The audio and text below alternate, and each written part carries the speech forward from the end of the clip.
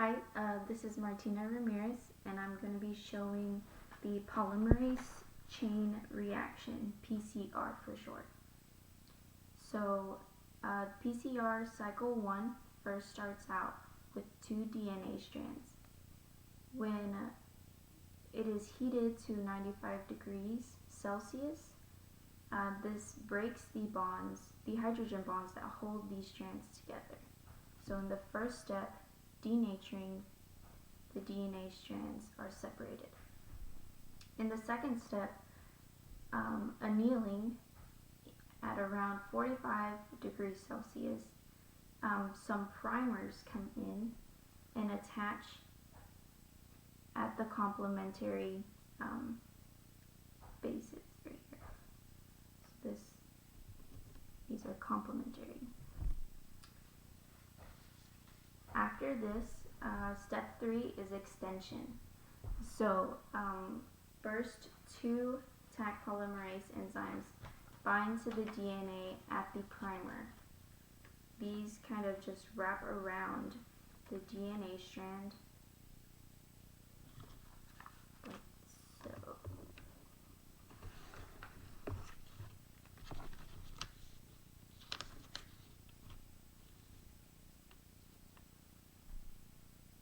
Next, the Taq polymerase enzymes copy the template strands. So they move in this direction and copy all of these and get this here, as well as this side. Copies this way, oops, sorry. It's this way, and we get this strand right here.